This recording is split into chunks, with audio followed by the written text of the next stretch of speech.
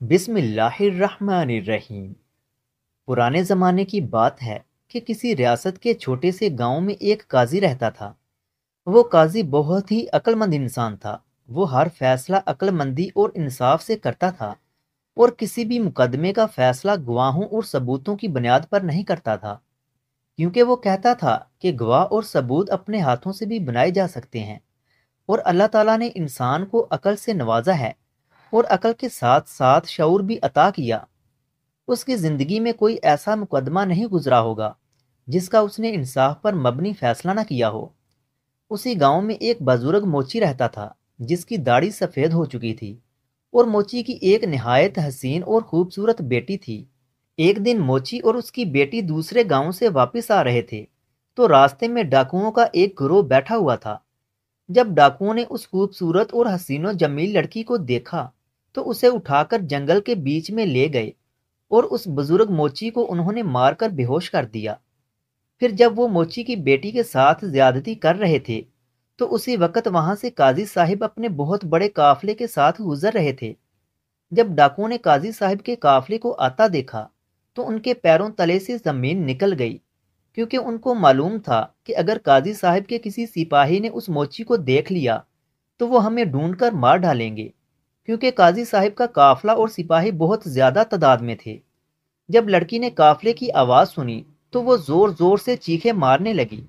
جب قاضی صاحب نے اس لڑکی کی آواز سنی تو اس نے اپنے سپاہیوں کو بھیجا کہ جنگل میں کسی لڑکی کی آواز آ رہی ہے۔ قاضی صاحب کے سپاہی اس جنگل میں داخل ہو گئے، لیکن لڑکی نے ان ڈاکوؤں کی شکل نہیں دیکھی تھی، کیونکہ انہوں نے اپنا منہ چھپایا ہوا تھا۔ جب سپاہی قریب پہنچے تو ڈاکو بڑی چلاکی سے اس قافلے میں شامل ہو گئے، لیکن وہ لڑکی یہ جانتی تھی کہ وہ ڈاکو اسی قافلے میں شامل ہوئے ہیں۔ اس کے بعد سپاہی سیدھا اس لڑکی کو قاضی صاحب کے پاس لے آئے اور کہا کہ قاضی صاحب، اس لڑکی نے کہا ہے کہ جن ڈاکوؤں نے میرے ساتھ زبردستی کی ہے وہ اسی قافلے میں شامل ہو گئے ہیں۔ یہ سن کر قاضی صاحب بڑا پریشان ہوا اور سوچنے لگا کہ اتنے بڑے قافلے میں مجرموں کو کیسے ڈھونڈا جائے۔ اس کے بعد قاضی صاحب نے حکم دیا کہ اس قافلے کو چاروں طرف سے گھیر لو اور یہ قافلہ سیدھا عدالت میں جائے گا۔ جب قافلہ عدالت میں پہنچا تو قاضی صاحب نے اعلان کیا کہ اس کمرے کے اندھیرے میں ایک بت رکھا ہوا ہے، اور ہر آدمی اس کمرے میں سے گزر کر اس بت کو گلے لگائے گا اور پھر باہر آنے کے بعد مجھ سے گلے ملے گا، اور جو آدمی مجرم ہوگا وہ بت خود اس کو پکڑ لے گا، اور اس طرح ہم اس مجرم کو پکڑ لیں گے۔ یہ بات سنتے ہی ڈاکوؤں کے پیروں تلے زمین نکل گئی کہ یہ قاضی تو بڑا چلاک ہے۔ اس کے بعد کمرے میں سے ایک ایک کر کے سب کو گزارا گیا۔ جو بھی آدمی کمرے سے گزرتا اور بت کو گلے سے لگا کر آتا تو وہ پھر قاضی صاحب کو بھی گلے ملتا۔ سب آدمی گزر گئے، لیکن آخر پر 3 آدمی بچ گئے۔ قاضی صاحب نے ان کو کہا کہ اندر جاؤ اور بت کو گلے سے لگا کر دوسری طرف سے واپس آ جاؤ اور میرے گلے لگو۔ جب ایک آدمی کمرے سے باہر آیا تو قاضی صاحب نے اسے گلے لگایا اور کہا کہ تم ایک طرف کھڑے ہو جاؤ۔ پھر دوسرا اور اسی طرح تیسرا آدمی اس کمرے میں گیا اور بت کو گلے لگانے کے بعد واپس آ کر قاضی صاحب کے گلے لگا، تو قاضی نے کہا کہ تم تینوں ہی مجرم ہو۔ یہ سن کر ڈاکو بڑے پریشان ہوئے اور کہا کہ قاضی صاحب، آپ نے تو کہا تھا کہ جو مجرم ہوگا بت اس کو پکڑ لے گا، لیکن بت نے تو ہمیں کچھ نہیں کہا۔ پھر قاضی صاحب نے کہا کہ بے وقوف، کبھی بت نے بھی کسی مجرم کو پکڑا ہے؟ وہ خود تو انسانوں کے محتاج ہوتے ہیں۔